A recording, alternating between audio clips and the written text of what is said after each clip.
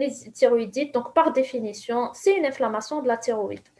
Donc, il regroupe un grand nombre d'affections. Le terme de thyroïde regroupe un grand nombre d'affections qui ont un mécanisme différent, infectieux, auto-immun ou iatrogène. Donc, il y a plusieurs classifications des thyroïdites. Donc, celle qu'on va suivre durant ce cours, c'est la classification qui est basée sur la clinique et essentiellement sur la chronologie d'apparition des symptômes et l'évolution des symptômes. Donc, c'est une classification qui est clinique. On a d'une part les thyroïdites aiguës, qui sont des thyroïdites infectieuses. D'autre part, on a les thyroïdites subaiguës. Il y a 3 types de thyroïdites subaiguës. La thyroïdite de De Kervin, les thyroïdites lymphocytaires subaiguës qui sont des thyroïdites auto-immunes et les thyroïdites subaiguës iatrogènes. Et enfin, on a les thyroïdites chroniques qui évoluent donc sur un mode chronique, essentiellement la thyroïdite d'Hashimoto, mais aussi la thyroïdite de Riedel qui est beaucoup plus rare.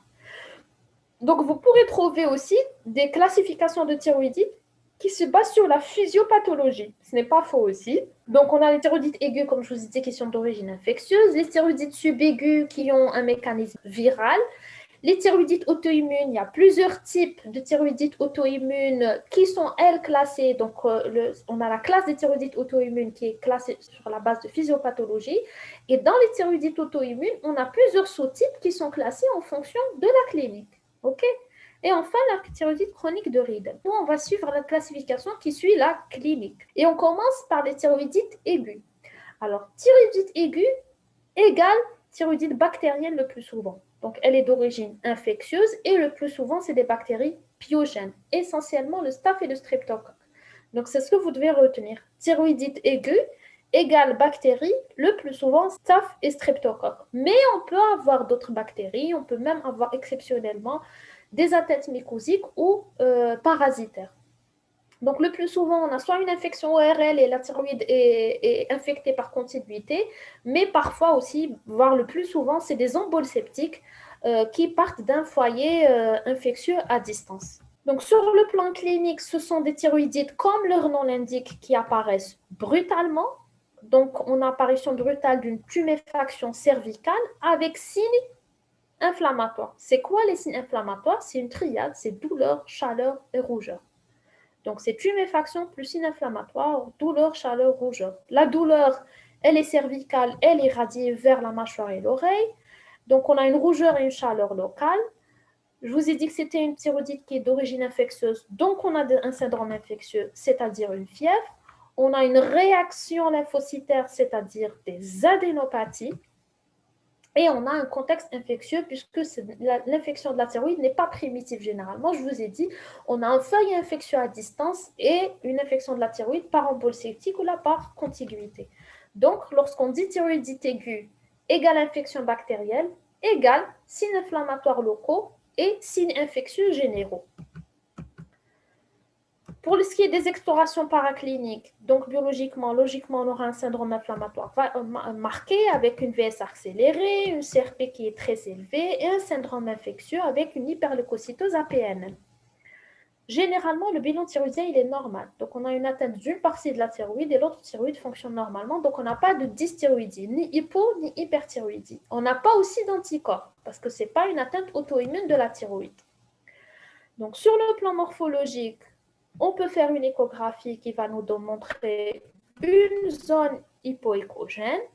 Et si toutefois on fait une scintigraphie, bien que ça ne soit pas indiqué, on aura une zone hypofixante là où il y a l'infection bactérienne. Pourquoi? Parce que c'est une zone qui n'est pas fonctionnelle.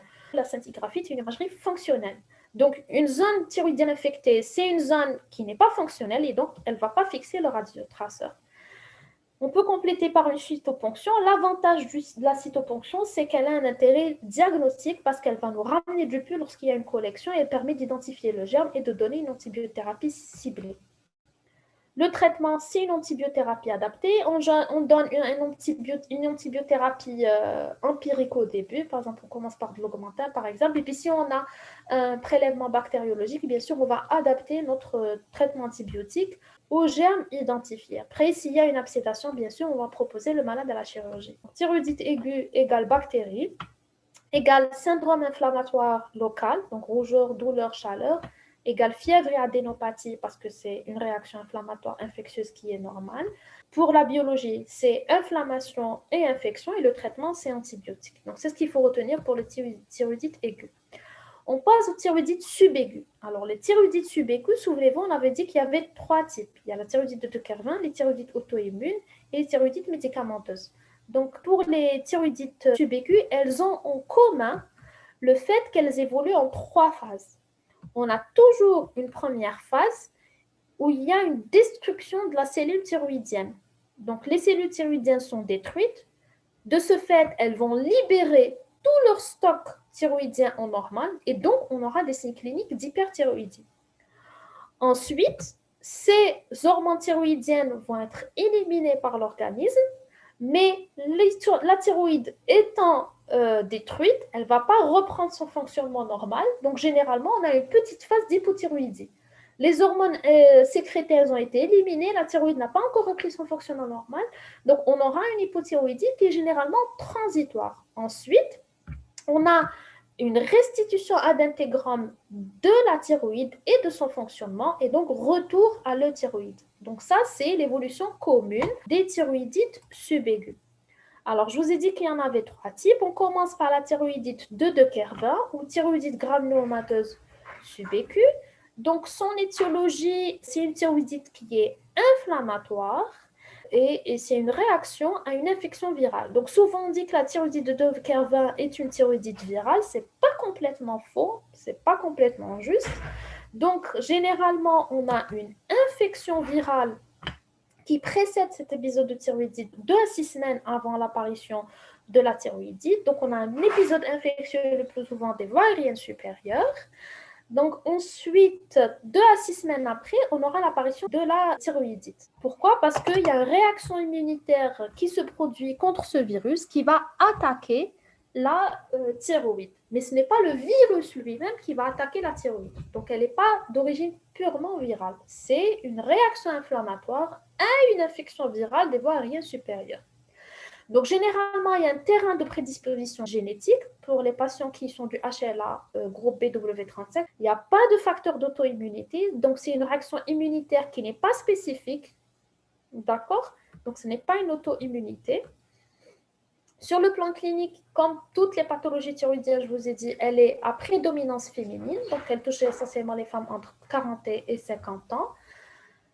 Précédé par un syndrome principal, un syndrome infectieux viral, on l'a dit tout à l'heure, et puis on a 2 à 6 semaines plus tard, on a des douleurs cervicales qui vont apparaître progressivement ou bien de façon brutale. Ces douleurs vont irradier au niveau de la mâchoire et de l'oreille.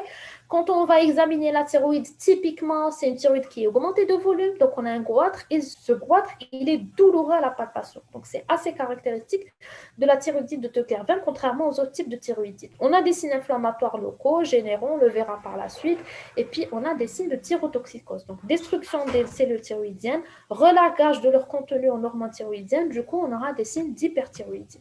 Sur le plan paraclinique, donc on commence par la biologie. Donc on a dit que c'était une réaction inflammatoire, donc forcément la VS va être accélérée. Ce n'est pas infectieux comme dans le thyroïdite aiguë, donc il n'y a pas d'hyperleucocytose. On peut avoir une anémie de type inflammatoire, mais bon, ce n'est pas spécifique. Et sur le plan endocrinien, c'est une hyperthyroïdie primaire. C'est-à-dire qu'on aura une hormonémie périphérique qui est très élevée et un TSH qui est effondré. À la phase aiguë, donc à la première phase. Et généralement, c'est à cette phase qu'arrivent les patientes. Il n'y a pas d'anticorps antithyroïdiens parce que ce n'est pas une thyroïdite auto-immune. Parfois, ils peuvent être présents, mais à des taux très peu élevés. Pourquoi? Parce que lorsqu'on a une destruction de la thyroïde, on a un relargage d'hormones thyroïdiennes, mais aussi on a un relargage d'antigènes. Et parfois, il y a une petite réaction immunitaire qui va se produire. Mais même si ces anticorps sont positifs, ils sont positifs à des taux extrêmement faibles. Contrairement à la thyroïdite auto-immune où on a des anticorps qui sont extrêmement élevés. D'accord? Sur le plan morphologique, donc à l'échographie, on aura un goitre. Donc, c'est une hyperthyroïdie sur goitre diffus. Donc, sur l'écho, on aura un goitre diffus qui sera hypoéchogène, hétérogène. Est-ce que la scintigraphie est indiquée? Pas forcément. Donc, si on a un tableau typique, on peut se contenter de l'échographie et du bilan thyroïdien pour dire que c'est une thyroïdite subaiguë. Si on a un autre diagnostic, On peut compléter par une scintigraphie. Et lorsqu'on va faire une scintigraphie, si on fait une scintigraphie, elle sera blanche. Très bien. Donc, c'est une scintille qui est blanche. Donc, on a une destruction des cellules thyroïdiennes. Donc, pas de captation de l'iode, une scintille qui est blanche. Donc, le diagnostic différentiel, c'est la maladie de base d'eau. Parce qu'on a une hyperthyroïdie sur goitre diffus. Diagnostic différentiel, c'est entre thyroïdite subaiguë à sa phase aiguë et maladie de base d'eau. Et si on avait une maladie de base d'eau, la thyroïde aurait été hyperfixante. Alors, le traitement, il est purement symptomatique. Purement symptomatique. Est-ce que ça vaut le coup de donner des antithyroïdiens de synthèse, bien que ça soit une hyperthyroïdie? Non, ce n'est pas indiqué, ça n'a pas d'intérêt. Pourquoi? Alors rappelez-vous, les antithyroïdiens de synthèse, il s'agit sur la production d'hormones thyroïdiennes, en inhibant la thyroperoxydase. Or là, on n'a pas une hyperthyroïdie par hyperproduction. Il n'y a pas d'hyperproduction d'hormones thyroïdiennes. On a une hyperthyroïdie parce qu'on a une destruction de la thyroïde. Donc, ça ne sert à rien de donner des antithyroïdiens de synthèse. Par contre, puisqu'il y a un phénomène inflammatoire qui est important, on peut donner des anti-inflammatoires non stéroïdiens, parfois même des corticoïdes, mais ça a but purement symptomatique. Maintenant, si l'hyperthyroïdie est mal tolérée par la patiente, on peut donner des bêta-bloquants. Et quel est le bêta-bloquant qu'on donne en première intention en cas d'hyperthyroïdie? C'est le propranolol qu'on donne en première intention. C'est l'avlocardil. Très bien. L'avlocardil, c'est non commercial. Le propranolol, c'est la DCI. Pourquoi? Parce que premièrement, il n'est pas cardiosélectif, donc il va agir sur les signes cardiaques de l'hyperthyroïdie, mais pas seulement. Il va aussi agir sur les signes périphériques. Comme il n'est pas cardiosélectif, il va agir sur les signes d'hyperthyroïdie cardiaque, donc sur la tachycardie, mais aussi sur les signes périphériques, tremblement, sueur. Et le deuxième intérêt, c'est quoi? Parce qu'il inhibe la conversion de la T4 en T3. Ce n'est pas la T3 en T4, c'est le contraire. Donc, il inhibe la conversion de la T4 en T3. On avait dit que l'hormone active, c'était la T3. Et qu'en périphérie, la T4 était transformée en T3 grâce à une enzyme qu'on appelle la désiodase. Donc, l'avlocardine, le propranolol, va inhiber cette désiodase. Donc, il va diminuer le taux de T3 circulant. Et on sait que les signes d'hyperthyroïdie sont dus essentiellement à l'hormone T3. Donc, c'est la T3 qui est active. Donc, si l'hyperthyroïdie est vraiment mal tolérée, on va prescrire des bêta-bloquants. Pas forcément, parfois ça peut passer inaperçu. Alors, l'évolution, elle se fait vers la guérison avec restitution d'intégrums, comme on l'a dit tout à l'heure, du tissu et de la fonction thyroïdienne. Donc, on peut avoir une petite phase d'hypothyroïdie qui est transitoire. Ensuite, la thyroïde va reprendre un fonctionnement qui est tout à fait normal.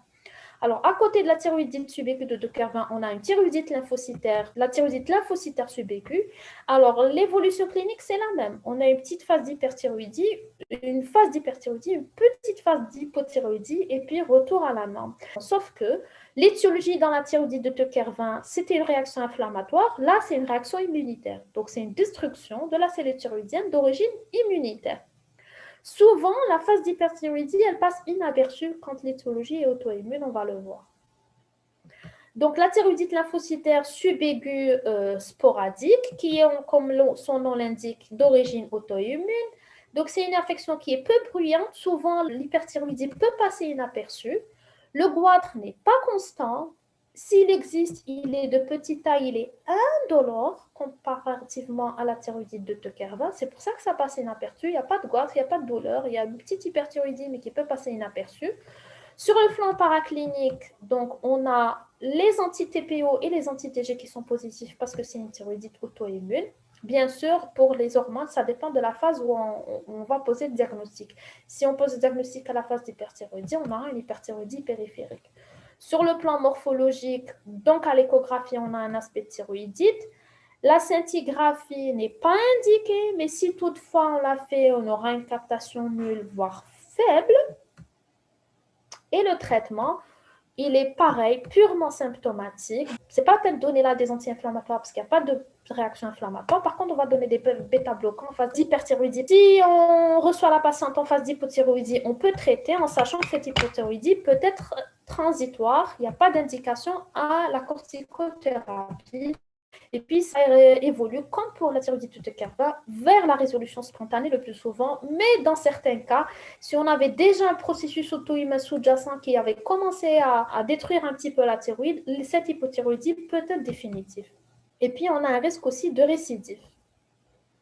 Alors, la thyroïdite du postpartum, c'est la même chose que ce qu'on vient de voir, sauf que ça survient après une grossesse ou un ABRT.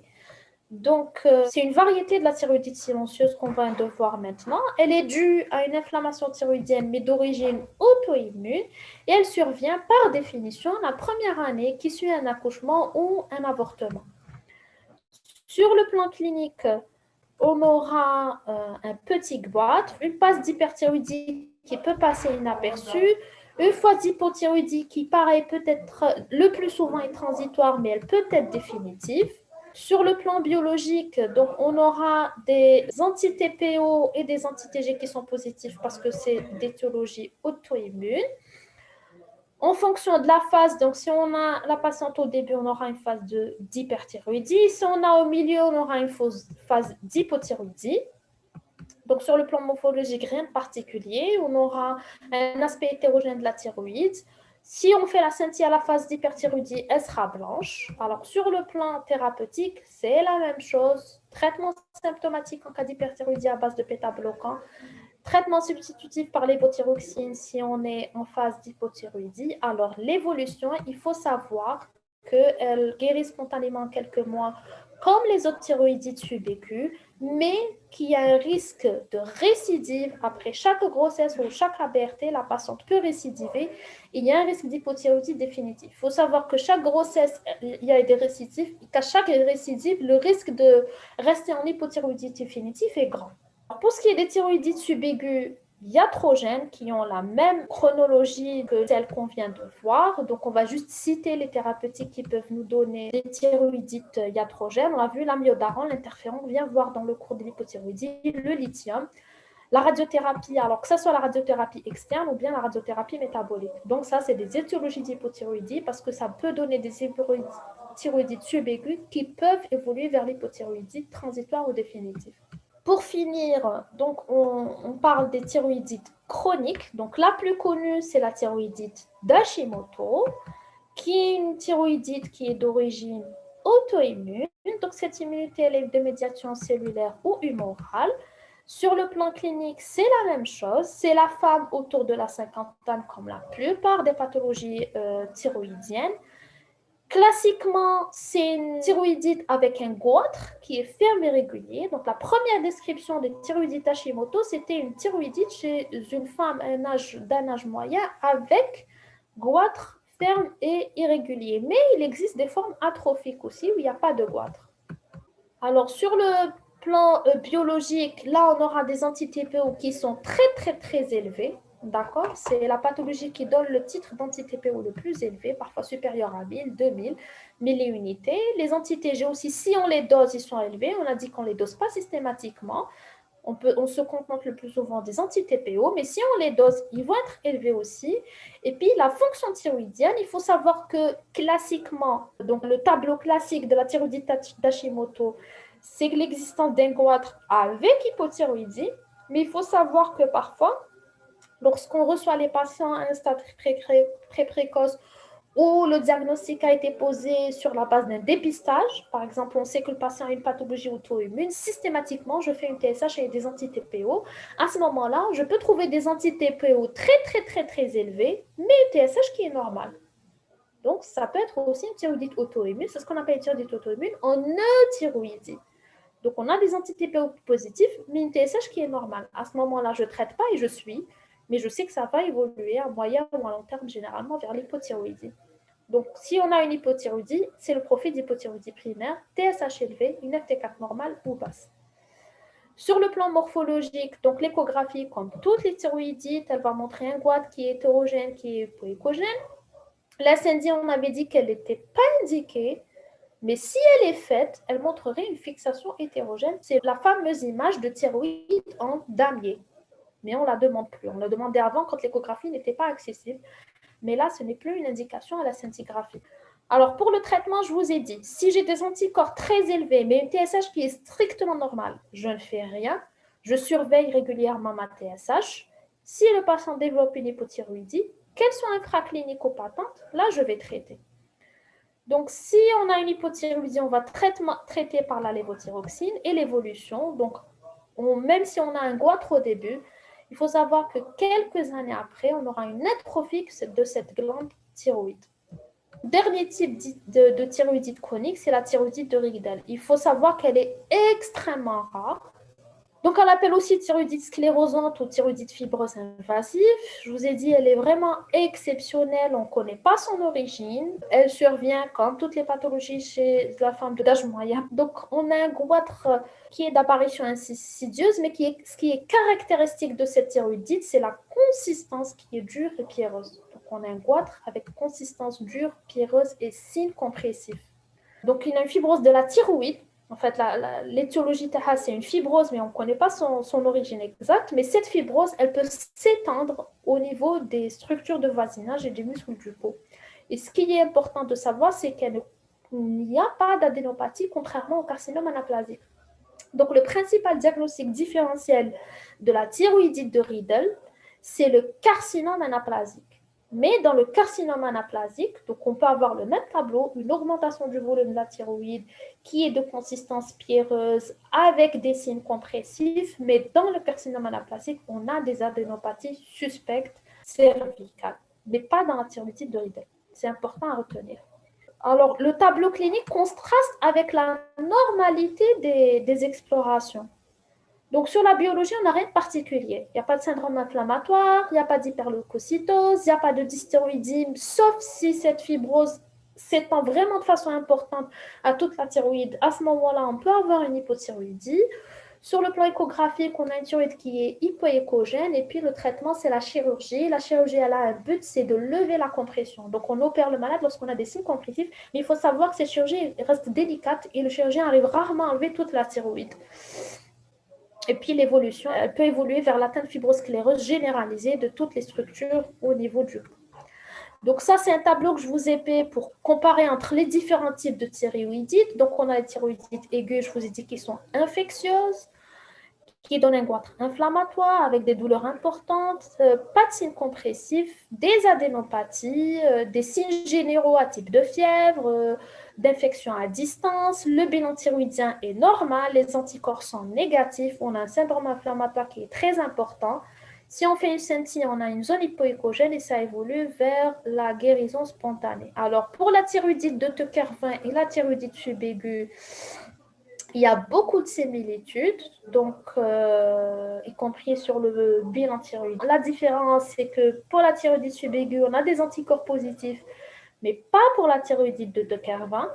Pour la thyroïdite de Teuker-20, on a des signes inflammatoires, biologiques et locaux qui sont importants, mais pas dans la thyroïdite auto-immune. Après, l'évolution et l'exploration, elle est la même.